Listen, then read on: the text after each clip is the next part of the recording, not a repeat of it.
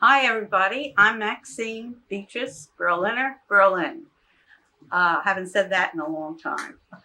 What, Berliner? Berliner was my maiden name, yes. It's sort of strange, and my husband, I think, resents the time that people call him Berliner now, but it's Berlin for a long time. We've been married for over 55 years. Wonderful. Yeah. And have you mentioned, we were talking before, you've done family history. Yeah, And Arnie also. Arnold and I have both, Arnold has finished his, and my daughter had asked both of us to do a biography so that she would have some sort of a record of what our childhood was like and our careers were like and our marriage and our retirement. So I'm in the middle of doing one. It's going on and on and on, taking much longer than I really ever anticipated that it would. But it's really fun going back on memory lane and doing some of these things. I was just wondering, because of the closeness of the names, Berlin and Berliner, was that there was no place way back when where the family lines crossed? Not that we've ever been able to Okay. discover. I think they both came from Poland originally, Okay. but why they, and of course, I guess Germany and Poland were fused many times, so we've never found a family connection as far as his family and mine. But we both did grow up in the same town in Far Rockaway, and I knew Arnie's sister in school. I didn't know him until after I graduated from college, but I knew who he was. So we both did grow up in a small town, which was a great place to grow up. Now, where did Maxine come from? Who named you Maxine? My name, Maxine, is named after my grandfather, Max. I found out that I had thought that he had died in Poland when my grandmother came over with my father. But I later found out that he died on a ship in New York Harbor. It must have been some sort of a quarantine ship, and that's really all I know. They came over about 1907, I would say. So that I really don't know much more about him than that. He must not have been very old at that point then. No, because my dad was 2 years old when he came over. So he was a young man. Did you have pet names growing up when you were a little girl? Oh, well, my dad always called me Mac, and Arnie calls me, my husband calls me Mac too. Okay. What's your current family situation, Maxine? Well, as I say, we've been married for a long time. I have 3 children, Anne, Kenny, and Stephen, not in that order. Mm-hmm. Kenny is the oldest, and he has 3 children, who, let me tell you, I'm very, very proud of. Kenny, being my oldest, is married to Marcia, which I'm also delighted with. He has, his oldest daughter is Jessie, and she's named after Arnie's mother. So her name is Jessie Berlin, exactly as Arnie's mother's name was. And Jessie right now is a senior at Tufts University, and I must say we're delighted. She has had internships this past summer out in California with Apple, and the year before with Google in Manhattan, and the year before that she was at the University of, some university in Texas. At any rate, even though she hasn't graduated yet, Apple has offered her a job, and she has a job starting in June. She's really a wonderful granddaughter, my oldest granddaughter. Then comes my oldest grandson, which is Kenny's second child, and that's Ari. And Ari right now is at Rice University down in Texas. And I believe he's going to go into medicine like his dad. His dad is a pediatrician, and I think Ari's going to do the same thing. And he's a tall, gorgeous, handsome-looking guy. He really is. And the sweetest disposition you'd ever... He really is. He's just a special kid. The youngest grandson is Josh. That's Kenny's youngest grandson. And Josh is a computer whiz. I mean, he's amazing. Right now, even though he's only 15 years old, he's working in the school, as a matter of fact, I think almost getting paid for doing the computer programming. And he's also at the Science Museum in Boston. He has a job where he's into robotics, and he's doing that. Josh decided one year that he was going to send us an anniversary gift. And I thank him for doing it, but he sent me a robot to clean the house. Well, I'm not into that kind of technology, and I apologize, sent it back. But at any rate, he's a wonderful kid, and his mother's done a great job of bringing those 3 kids up. She really has. Now, these are truly children of the 21st century. They are. They really are. Anne is my daughter. She's in the middle, and Anne has a son, Teddy. Teddy is unique. He really is. He is probably the nicest, most laid back, delightful boy you're going to meet.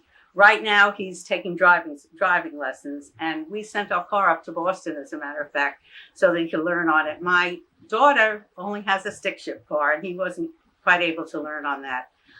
Teddy is a junior in high school, and right now he's thinking of going to a Marine academy to do. He's really very science minded. My youngest son is Stephen, and he lives on Long Island, and he has my darling twin grandchildren, Blair and Zachary. It was just a bonus to have a boy and a girl, and of course, they're both about 8 years. They are 8 years old now, and we're probably going down to see them this afternoon. Blair is just like her mom. She's a gorgeous little girl. She really is a lot of fun to be with, and very friendly and very outgoing, and just a great kid. Love to play games with her. Josh is just like my son Stephen. And the funny thing is, Stephen and Stephanie, they almost both have the same name. Stephanie is my daughter-in-law. Beautiful redhead. Now Josh, Zachary, inherited Stephanie's red hair. So he's the redheaded twin, and Blair has this beautiful brown hair. But Zach is an athlete, and he's on every team there possibly is, and he's a great student. And he's just growing up to be a great kid, just like my son Stephen. And Blair. Grandma, do you find yourself doing what our mothers did to us, and that is calling you by your sister's name? Oh, well, I call the kids all by different names. If I can get it out right, I try. I know it's Zachary, it's not Josh, but that's okay. Yes, it is okay. What are the recognizable family traits that you see in the grandchildren from the family? Are there certain qualities or certain talents or proclivities that you see manifesting in the grandchildren that you've seen in other members of the extended family? Well, I would say this, that I think my children are all athletes. I really do. Most of them are. And Arnie, my husband, is a great athlete. And my dad was a great athlete too. He really was. As far as my dad was a chemist, and I think that maybe the love of science that comes through Kenny's children and into Teddy may have been a trait that was passed down from my dad. Mm-hmm. Now you see, obviously today you're down on Long Island, so you will see your son and you will see the children, right. The twins. Do you have much contact with the other? Oh yeah, we see them all the time. Okay. And we were up there, as a matter of fact, we were up in Boston last weekend. I'd say we see them once every month, once every 6 weeks or so. We get up there and see them, or they don't get down here as often. It's easier for us to go down there with children's schedules and all. We go up to Boston quite frequently. That's where Anne and Kenny live. Speaking of Boston, where were you born? I was born in Beacon, New York, which is on the Hudson. It's a small town on the Hudson. My dad was a chemist working for Texaco at the time, and he had developed no-NOx gasoline.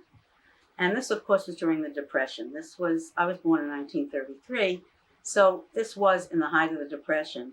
And he was up there for a couple of years, and that's where I was born, but he eventually, because he was last hired, he was first fired, and we moved down to Long Island after that. How old would you have been at that? About 3 years old. Okay. When I think we moved to Do you have any memories of Beacon, New York? No memories of Beacon, No. New York. As a matter of fact, when my mom was alive, may she rest in peace, I asked her if she would take me up there and show me where I was born. Yes. But she wasn't really too anxious to go up there. I've been up there since, because I don't live very far from there now. And it's a nice town. It's becoming more of an art enclave than it was before. Antiques, and there's museums up there now. It's being restored. Okay. It is, yeah. What is your earliest memory? Probably in Bell Harbor, which is where we moved to from Beacon. just very vague memories of the street. And then, of course, when we moved to Parkway, I have a lot of memories. And Bell Harbor would be on the South Shore. Bell Harbor is, it's the No. South Shore of Long Island. The Rockaways, isn't it? It's the end of the Rockaways. It's the end of the Rockaways, yeah, right Okay. before Neponset, Bell Harbor, and then it goes all the way down. Mhm. Yeah. And what do you remember of that time? You The mean streets, you in say? Far Rockaway? yeah. I remember, of course, I lived there up until the time I was married. I was probably about 4 years old till when I was married. And it's a small town, and you knew everybody in town. I mean, I went to public school 39 in Queens, which went from kindergarten to 8th grade, and then we didn't have a junior high school. Then I went on to Parkway High School. I lived there during the war years. I went to public school during the war years. And of course, I remember the blackouts, and I remember my dad being a ambulance driver and EMT. Actually, he was an EMT on a thing, and an air raid warden. I remember school where we had to hide in the halls and sing patriotic songs during the war years, where we weren't poor. We were never really poor, but I remember it was an effort sometimes to give us the 10 cents or 25 cents to buy the stamps that you needed, to buy the war bonds. Remember wearing the tags too that identified? Yeah, there was an identity tag. John, that you remind me, it was some sort of a Bakelite thing or something that you had your name on. Everybody had to wear one. I don't recall that until just now. Those years, were good years. I enjoyed public school. I enjoyed Did you school. have friends then that you still have? Yeah, as a maintained matter of contact fact, I with? have two friends. One that I met in 3rd grade. Her name is Rhoda Stocknell Freeland, and I still see her. As a matter of fact, we saw her a few weeks ago. She lives in Hewlett now, and we get together every once in a while. I go into the city occasionally and meet her there. Nice. She and her husband met us for dinner one night up near where we are. And then Anita is another one that Anita Schoenbach Florin is another one From elementary school. that I know from elementary school. Yes, I do. Wonderful. Yeah. That's a different kind of relationship because people know you in a way that no one else in the world Well, knows. of course they do. And they knew my parents, and I knew their parents. And I know their brothers and sisters. Not all of them are still alive, unfortunately. But and it's a very different kind of relationship. You mentioned your dad's volunteering as an EMT or an ambulance driver and an air raid warden. He was a civilian, and he wasn't in the. Oh, my dad! No, he was a civilian. As a matter of fact, as I had written in my biography, he was really not eligible for the draft. He was a little older at that time, but because he was a chemist, that was what he was a chemist. His occupation. And that was his occupation. Mhm. That was something that was in demand in the services at that time. So it was always on the edge. Oh, am I going to be drafted or not? And he had a chemical business in Manhattan. And then he used to do some freelance stuff at home with cosmetics and shampoo. I think he developed Halo shampoo, as a matter of fact. And Mom was a stay-at-home mom for many years. Eventually, she did go back to work. But she was very involved in Hadassah, and we were very involved in the Jewish community in town. As a matter of fact, my mom was very instrumental in bringing Hebrew into the high school, into Parkway High School, because that was just about the time that Israel became a state. Yes. And so I had to take Hebrew in high school. Okay. Fortunately, I had went to Hebrew school and got a year's credit for it. And the teacher that they got was one of the teachers that had taught in the Hebrew school. But I actually know people who of that generation who spoke only Yiddish when they went to public school, and they had to learn to speak English, just as some groups today are learning to speak English. Well, this wasn't. No, my parents didn't speak Yiddish, and I don't think Arnie's parents did either. Okay. My grandmother spoke Yiddish, and probably I understand some of it. Your grandmother on your mother's side? On my mother's side, yeah. She spoke Yiddish, and so I understood some of it, because of course what they wanted to do was for me not to understand they would speak Yiddish. That was, of course, motivation for me to learn it. And so I do understand some of it today. I'm not fluent in it or anything like that. Your father's name was Berliner. Yeah. What was your mother's maiden name? Her maiden name was Hershey, Hirshey, probably originally Hirschout, from what I have been able to understand. And they came from Austria. Okay. My mother's family came from Austria. Maybe it was Austria-Hungary at the time. I'm really not sure. And they came before the turn of the last century then, is that right? I think they came maybe around the beginning of 1900. Something like that. I'm really not positive. Okay. All right. What I have a tape, by the way, of the unfortunately when my sister passed away, may she rest in peace. When we were sitting shiver, I did a tape with my mother and with my uncles of my mother's family and what it was like when they came over here and what they did, and it was kind of interesting. And my grandfather started a manufacturing business here, and he had to move from New York to Baltimore, which they eventually did, because they were having problems with unions. My father did not. What was the business that he started? Charles Hershey Clothing Company was the name of the business.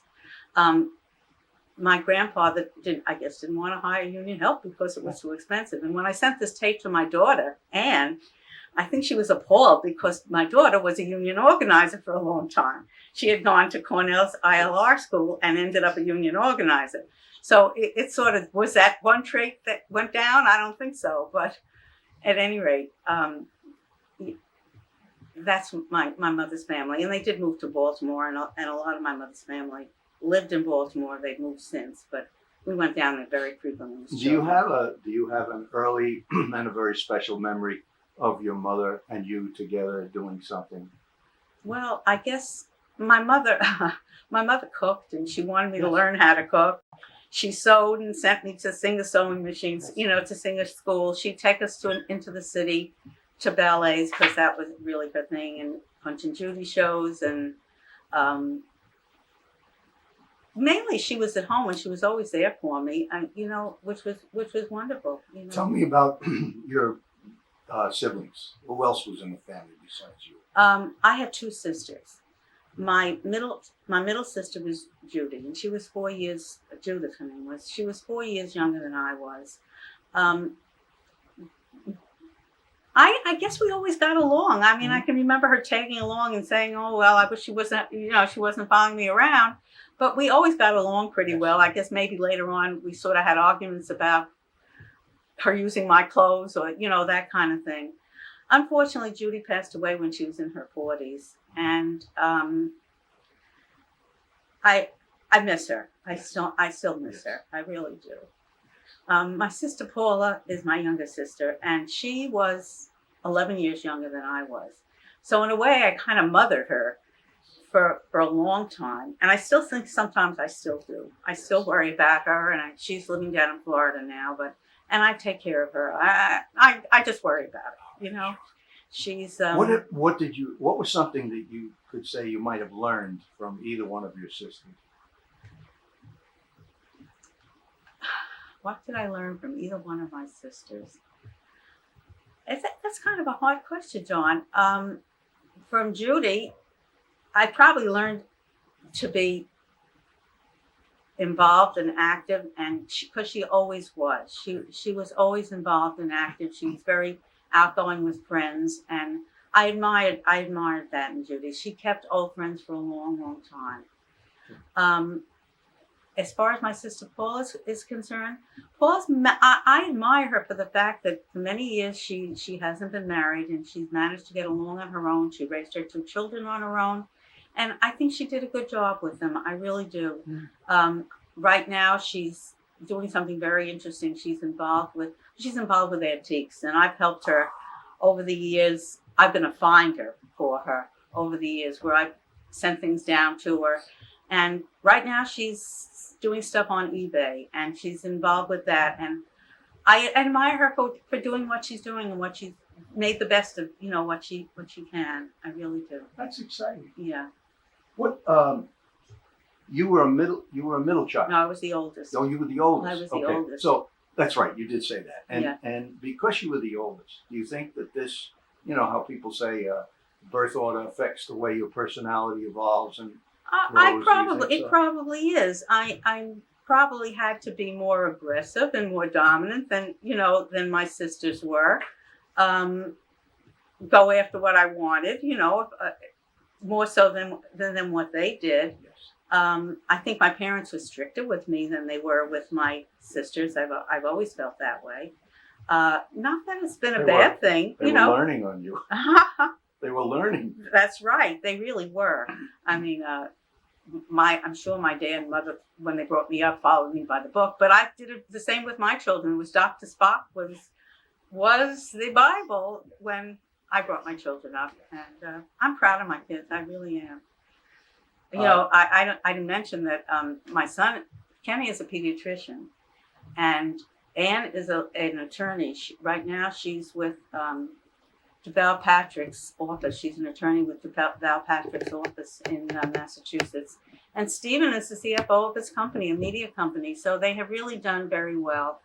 And, I went back to work because they were going to go to school, and Arnie wasn't always having the easiest time at business. And two of them Anne went to graduate school, went to law school. They all went to college, and Kenny went to medical school.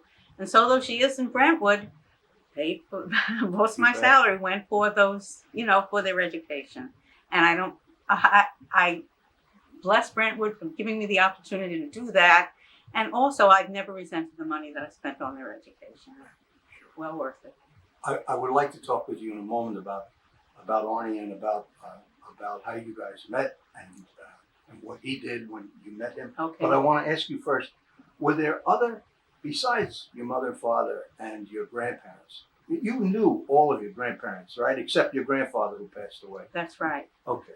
So besides the immediate family then, were there other adult influences that had a profound effect, you think, on you? Either on your career choice or on your personality? Well, I think my career choice was based on my dad, because my dad always felt that a woman should be able to earn her own living if she had to. So though I originally never started college with the intention of being a teacher, I did end up doing that. I started, I guess at one time I wanted to be an occupational therapist, and another time I wanted to be a botany major, talked out of that by an English teacher at the university. But I ended up going in for education because I realized that he was probably right. And in those days, there really wasn't a huge amount of choices for what a woman was going to do. I mean, there really wasn't. So, and I'm never sorry I went into education. My children were in school for some of the years that I taught, and it was a wonderful place for me to be. I mean, it was there to go to their ball games and their after school activities and be with them, and piano lessons and all that kind of thing. So, and a lot of women were not encouraged to go to school either. well, for me, I don't think it was ever an option. I mean, Okay. that was the way I grew up. You're going to go to college, and that was it. And although most of my friends did not. How did you meet Arnie? How did you? Oh, he had someone who told them that they had a great that they knew someone that was perfect for him, and it was somebody that knew me and that knew him. And anyway, he met me on the beach in Atlantic Beach. We went to the beach in Atlantic Beach. He did, and I did. And he walked over and met me on the beach in Atlantic Beach. Atlantic Beach. Where is Atlantic Beach? It's on Long Island. Yeah, it's Long Island. It's between. It's the end of the peninsula where Long Beach is, and Lido Beach, and Jones Beach, and Fire Island. What's the matter with me? Of course, yes. That's where Atlantic. It was right across a bridge from where we lived in Far Rockaway, so that's why we went to the beach. That's why we went to the beach there. All right. And that's where I What met was he Arnie. doing when you met him? He was walking up the beach No, looking no, great. I don't mean that. I mean, what was he doing to earn a living? Oh, I at believe that point? Arnie was working with his dad. He had been in service, and he was in service during the Korean War, and he was then in business with his dad. British Textiles Company was the name of the company he was with, and that's what he was doing at that time. I'm just trying to think, it was 1953. I had just graduated from college. The summer I graduated from college was the summer that I met Arnie. And we were married a year later in 1954. So, but I did meet him in 1953 at the beach. Where did you go? Where were you going to school? You mentioned you had just finished school. Where? I had first gone to the University of Michigan. Okay. And I transferred, I guess at the beginning of my junior year, I transferred to Boston University. Well, I guess because there was someone I was seeing in Boston at the time. It wasn't Arnie, but it was someone that I was seeing and who was going to law school up in Boston, and that's why I transferred. And that's when I went into education at Boston University, and that's where I graduated from. Before that, let's take a quick run through of the schools you attended. You mentioned going to public school when you were in. I went to Public School 39, and then I went to Barclay High School, the University of Michigan. Then I went to Boston University. Eventually, I took a master's degree at Stony Brook, and then I had to take another one at C.W. Post to recertify in special education. So you're certified today? I'm certified in K through 8, high school social studies, and special education. Yeah. Wow. Yeah. Okay. In terms of the teachers that you had down those years, were there some that were unforgettable to you? Some people you had? I can remember the name of every single teacher that I had from kindergarten through public school. Now in high school, it's a little hazier because you didn't spend the whole day with one teacher. It's a funny thing when you ask me who probably had the greatest influence on me. I think it was an art teacher that I had. Her name was Mrs. Icon. And as a matter of fact, she was the mother of this Carl Icon, who is so well known today. He was a neighbor of ours and lived in the building up the block. But Mrs. Icon, I can remember her encouraging me, to go on with art stuff, but also, to do well in school. But later on, when I graduated from school and went back to the school to see some of the teachers, she was the one who said to me, and this is really sort of sad, she said, don't ever become blasé about education. Don't ever become bored with it. She says, be as enthusiastic as you are now, because at that time I was just starting and I really was enthusiastic. And I think about I often thought about what she said over the years. I really do. Do you remember, I'm going to shift gears just a little bit now, your first paying job, the first job for which you were paid? Yeah. Well, I was a babysitter, but I don't know if that really counts. All right. Okay. But then I was a counselor at a day camp in Edgemere, which is also in Long Island. Mm-hmm. One of the teachers in the high school had asked me if I would be one of the junior counselors at the camp. And I think I got paid something like $50 for the whole summer working in day camp. That was my first job, and I worked there for a couple of years. Well, in both instances, you're working with younger people? With children, yeah. An indication of things to come. Maybe. Well, I always liked little kids. What were some of your, what was an important family holiday for you guys when you were growing up? Growing up, of course, Passover was a very important holiday, and it's the time where we would all get together. At times, those of us who were all on Long Island or somewhere in Brooklyn, and we had someone mostly on Long Island, we'd get together. And then very often we'd go down to Baltimore to see my mother's parents, who lived in Baltimore, and my grandmother would make the whole thing. And there were so many things that I remember about going down there. She used to have fish swimming in the bathtub because, live fish, huge fish. We couldn't take a bath, but huge fish in the bathtub because she made gefilte fish out of them.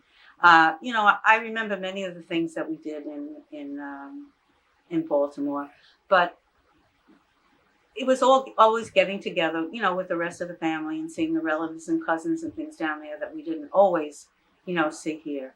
So that holiday was always probably the most important one of the year for us. Yeah. Wow. Your after-school interests included things like what? After school, when I was when you're going to school. When I was going to school, I can remember being in the aquacade. I was swimming. Okay. And swimming, we had an aqua cave. We had a pool in the high school, in Parkway High School. Yes. And that was one of the things that I was involved in. I also can remember trying very hard to be in the orchestra. They started an orchestra the year I was in high school, and I took a viola home because that was what was available. Very sad experience. I didn't do well with music. I also tried to be a drum majorette, with the baton and thing for the marching band. And not too successful at that either because I couldn't fit into the uniform. But probably that's when I first went on a diet in high school to fit into that uniform. I was involved with Arista in high school. I was involved with the art club in high school. So your favorite subjects would certainly have included art and social studies, you mentioned. Yeah, and social studies. Okay. Maxine, what then and now? Have you had favorite seasons through your life? Is there a favorite season that remains consistent, or Well, I think I always enjoyed the summer. I really always enjoyed the summer. The beach was a wonderful part of my growing up, and I really did like that. And of course, later on, my children were home from schools during the summer, and I could spend the time with them. And it was vacation, from work and vacation. It was just a nice time of the year, and as I say, the beach and we had a boat for many years, so boating was part of that. Okay. Now, Here's a strange question, but they say very often that aromas evoke memories.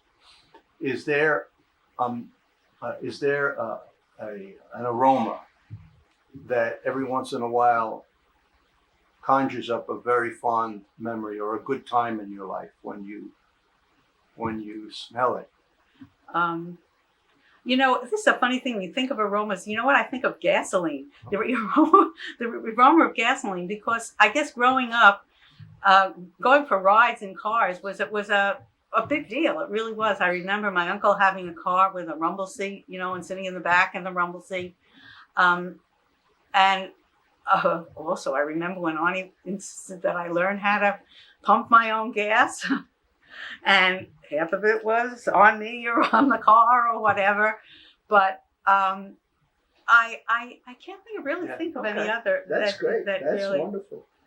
Now, you've accomplished so much. This is going to be impossible to answer, but I'm going to ask it anyway.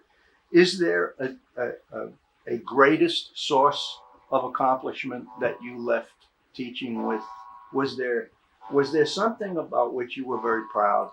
Well, I have to realize, John, that I was in 8 schools in Brentwood. I started out in 1970. I don't know if you want me to go into the background right now. In Southeast, in the elementary school. And I really met some people that I've been friendly with ever since. Sandy Camai Samuels, and Laparo is her married name now, who I've been friendly with all this time. And I stayed there for about 5 years. And I went back in 1970, and it was very shortly after that teachers were being accessed.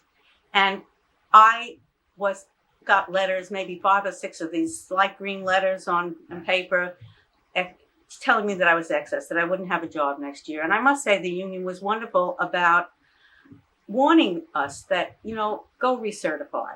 And so it was one of the reasons why during those years at Southeast, I did recertify. I went to Stony Brook and recertified as a social studies teacher because I had many social studies credits in high school. It was always, and college, because it was always my interest. So I did recertify. I thought at one time I would have a job in the high school. I did apply during those years. Thought I would have one. It didn't work out. And I was almost sorry that I didn't take a job that I was offered at that time at Huntington High School, but I didn't. And I never was sorry that I didn't.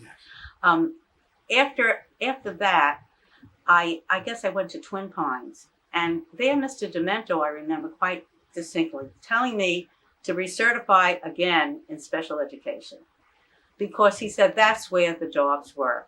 So though I was not something that I was really interested in, I think probably I would have liked to have taught gifted children rather than going to special ed. I did recertify in special ed. And then I went 1 year, I think it was 1 year in Twin Pines. Then I think I went to Northwest. Then I went to the 7th grade center in the math lab, and that didn't work out.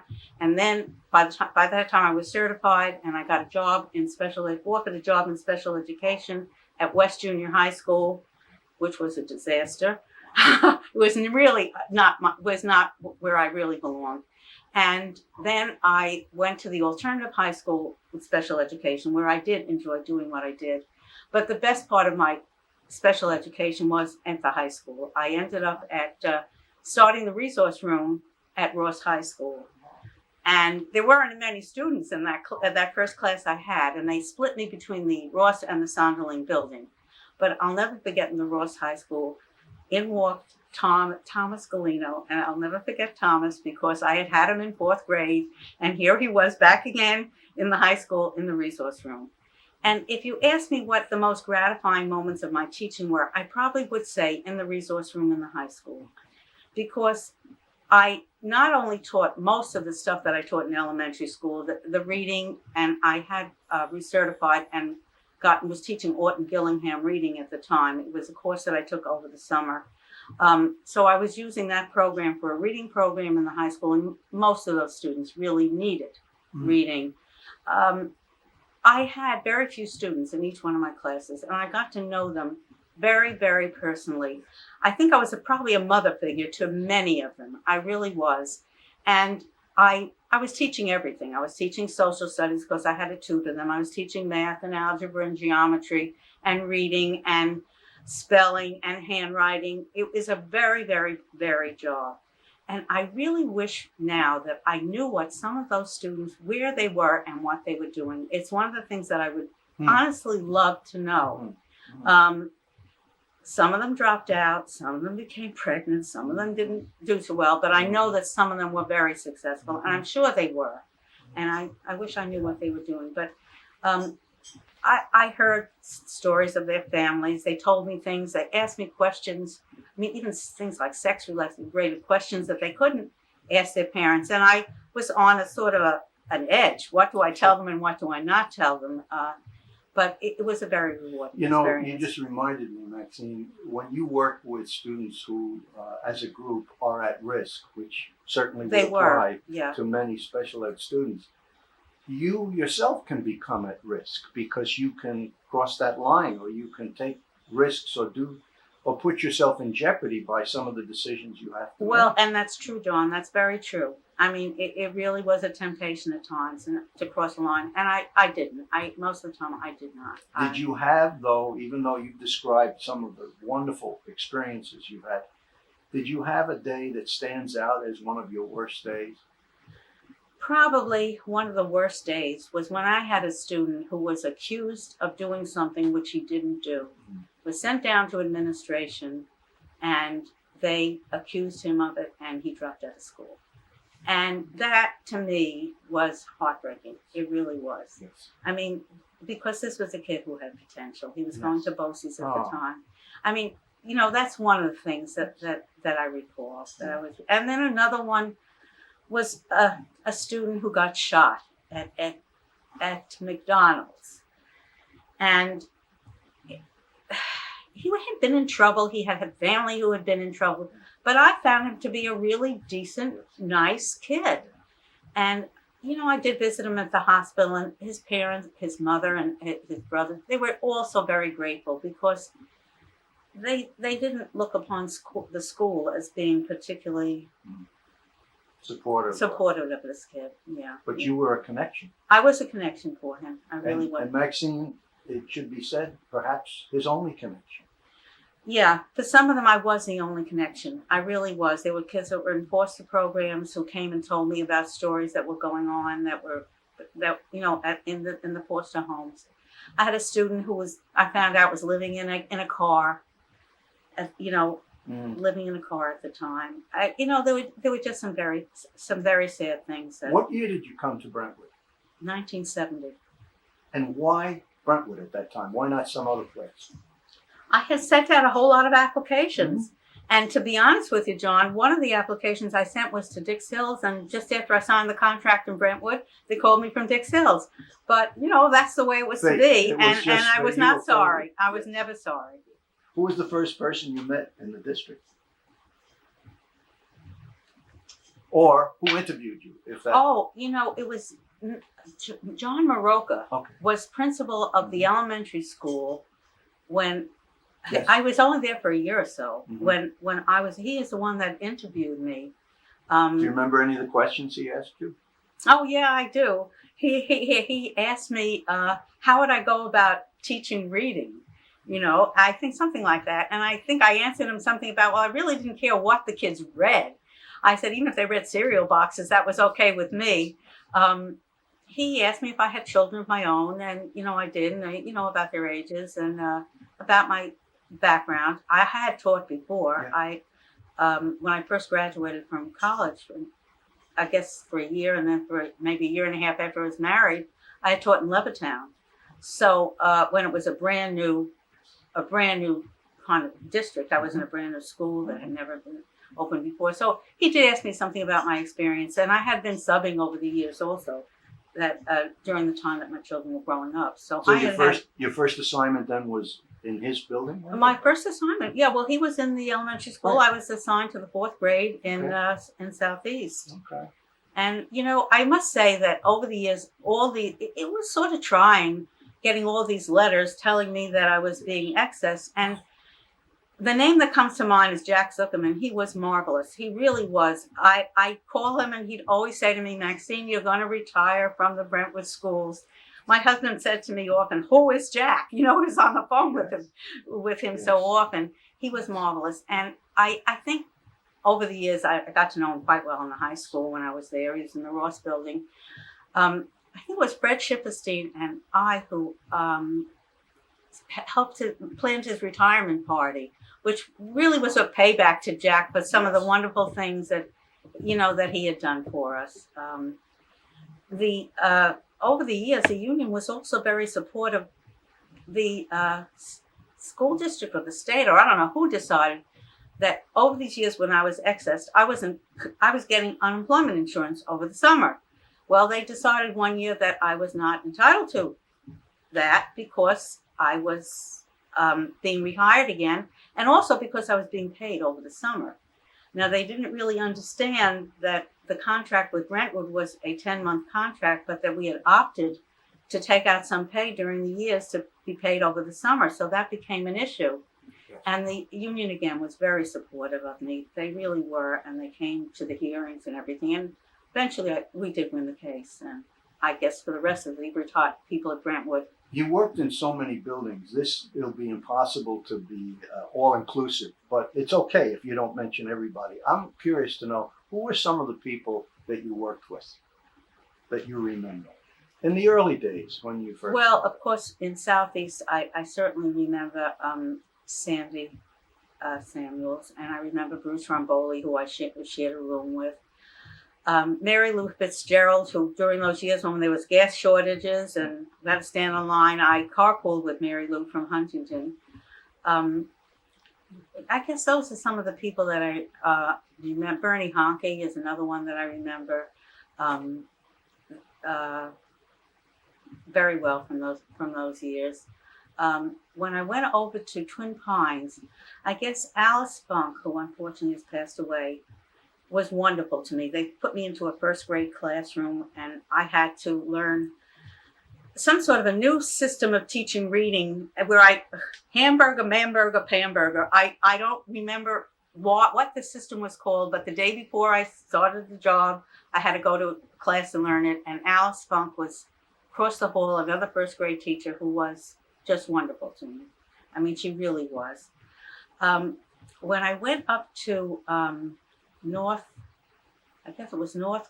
next, I really don't remember anybody in particular when I was there. I was at the 7th grade center in the math lab only for a couple of days, and then that was when I went over to East Junior High with my first special ed, to West Junior High with my first special ed job. And I must say that Goldia Bullock stands out in my mind, and I am still friendly with Goldia because I spoke to her, as a matter of fact, a couple of weeks ago. She calls me, we see each other occasionally. She was the social worker there, and I was not having a good year, and she was great to me. And the other one that was there that stands out in my mind was Bill Dargan, because Bill was also a teacher in the school at the same time. Later on, it ended up in R.O.B.S that I shared a room with Bill for many years, and he was a very good friend. He really was. You got a lot of your experience on the job training as opposed to preparing to be a teacher, because your experience was so varied and so different in all of the subjects and assignments that you pursued. But what, if you can try to define it for us, what did you see, forget the job description, what was your purpose when you would come to work every day and get up and come in at the ungodly hour that we had to begin? What got you there? What was your purpose? Well, first of all, I like teaching. I really enjoy teaching. I enjoy the children. I mean, for the most part, there were always exceptions, but I really did like children. And in the elementary school, I had children at the same age. When I was in the elementary school, I had children who were also in elementary school or in junior high school at the same time. And I realized that they were getting a great education, and I wanted to bring that same thing to Brentwood. I really did. I was very academically oriented when I was in the elementary school, extremely so. When I got to the high school and in special ed, it was a different kind of thing. It was more of a supportive kind of role that I had with these kids. And every day they came in with a different story, and there were so many different students. I was really there to help them graduate from high school. That was really my goal, and to make them sort of productive citizens if I possibly could. There were many discussions in the teachers' room about the money being spent on special education, whether it was really appropriate. And honestly, I do feel it was appropriate. If any one of these students could go on and become a person in our society who was self-sufficient, then I had done my job and special education had done their job. Absolutely. And rather than spend it on welfare, let's spend it on education. And that's how I was felt about it. I was going to ask you something, and it just slipped away from me here, about, I know what I was going to say. I was going to say, you have always struck me as being somebody who is a very patient person, would be a great teacher because of your patience. But what made you angry? There had to be something that every once in a while would push your button and really make you angry. I can remember one of the things that the kids said was really got to me one day. I said to them, "Why isn't your homework done? Why didn't you do what you were assigned for Mr. Sherin's class, or for Mrs. Britt's class, or for Mrs. Finkelstein's class, for any one of the classes? Why are they telling me that you're not doing what you're supposed to be doing when we went over it here?" And one of them said to me, "Well, I have to go to work." I said, "You have to go to work after school."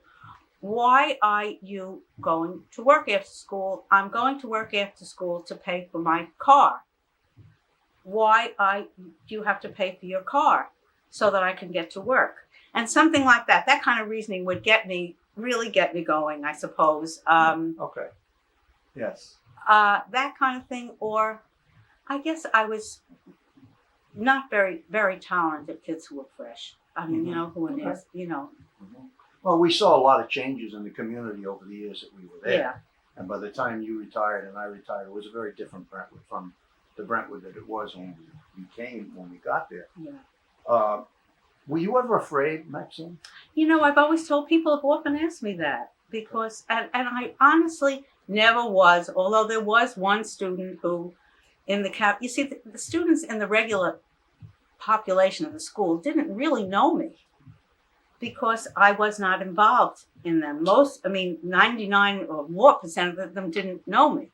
As a matter of fact, John, if I come to your room and ask you something about a student, it was before the beginning of the period, I bet half your class was gone because they thought I was a substitute. I mean, if you ever wanted to get rid of class, have me come there. But there was one student, the only time I ever felt threatened was one student in the cafeteria when I was on cafeteria duty. Took a chair and was going to hit me over the head with it because I asked him about it, but nothing ever happened. Yeah. His sister was in my class, by the way. Okay. It was really funny.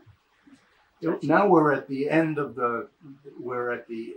this last section of questions, so I'm going to go through these to get everything in. If we Okay. can. The year of your retirement was 1993. Mhm. Okay. And your last assignment was in the high school. Right. Okay. Why did you decide it was time? Well, there are a couple of things.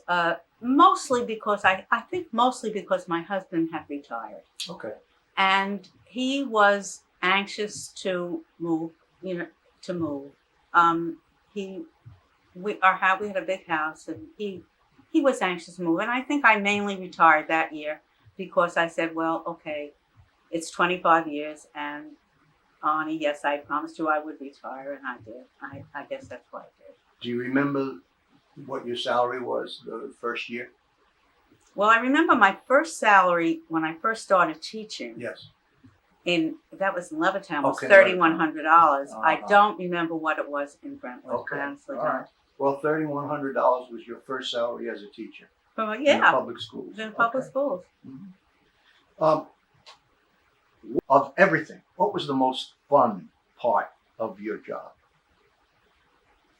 It seems like a funny thing to say, but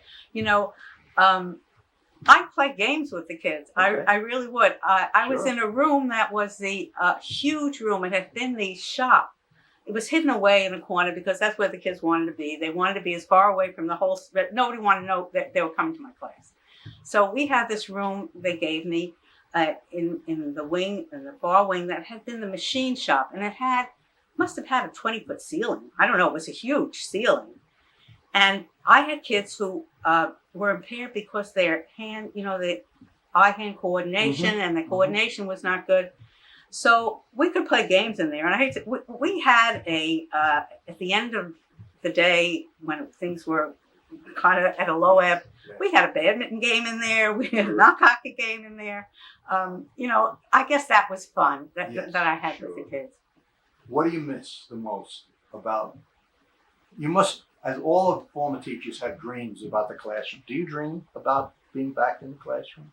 Occasionally, but I think what I probably miss the most, I really like the teachers in the high school. Yes. The camaraderie with the other teachers, and that I really did miss. Do you have contact with them now, don't you? Occasionally I do. What don't you miss? I don't miss getting up that early in the morning and riding on the Long Island Expressway and coming back in the snow and the rain, and that I don't. I definitely don't miss. Is there anything that you would like to have accomplished before you left, but you either didn't have the time or you didn't have the opportunity? Well, I can always remember one student coming back who had been in my class. He had been sent over from Sonderling to learn how to read, and he just didn't cooperate, and he didn't. And he came back, it was probably the last year I was teaching, when he was out of school permanently, and asked me to let him come back into my classroom and teach him how to read. And I would have, but I couldn't do it without permission.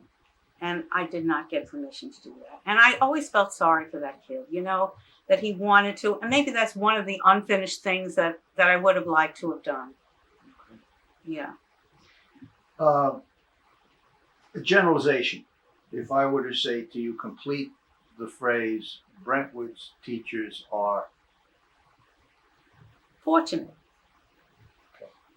And if we were to generalize over all of the students that you had contact with in your 25 years, Brentwood students are trying hard. I think they are trying hard. Okay. If you were able to sit one-on-one with a person coming in to take your role and do what you did into this century, into this career cycle, what on the basis of your experience could you give them in the way of advice? What would you say to somebody? I mean, to a new teacher who Yeah, was new who was teacher who coming are in. starting who are Yes. starting now. Yes. I would tell them, to pick the field that the area that they think they would most like to work in. First of all, not that when you pick it at the beginning, when you select it at the beginning, that it's necessarily what's going to be the best for you. But and I would also tell them, to be prepared and to get to know the parents of the students particularly. I think that was a great source of productivity for me, knowing the parents and the background that the kids came from. To establish good relationships with them would be it's a big help in teaching. Good It really advice. is. I think that's very, very sound advice. Of all 25 years in the Brentwood School District, did you have a favorite year? Well, I guess it was 23 years. Oh, 23. I was really there for Okay. 23 years. A favorite year? Well, maybe my favorite year was the first year when I was teaching over in Rawson and Sonderling, and it was so different from what I had been doing before. So maybe my very first year doing was All that. Now, this is the last question, and we've got about a minute or two. Go So ahead. I'm going to ask you what we haven't talked about, and is there anything that you would like to say that I haven't asked you about? Not really. The only thing that I might mention is that I found was really very gratifying is that I worked as a volunteer after I retired when I was up in Westchester County. It was in Putnam County, and it was a program called Delancey Street, which if anybody ever has time or the interest in doing it, they could use some help up there with teaching and tutoring and that kind of thing. If people are willing to do it. So you're still active. You're still involved. You're Yeah, still I am. volunteering. I am still volunteering. I'm not doing that right now, but I am See that? volunteering. That's another example of Brentwood teachers still serving. Maybe not in Brentwood, but you're But still it's doing serving. in other places, right? Maxine, thank you very, very much for your time. It was a pleasure. And it was nice seeing you, John. You're doing a great job. This was really a wonderful project. I congratulate you. Thank you. It's terrific.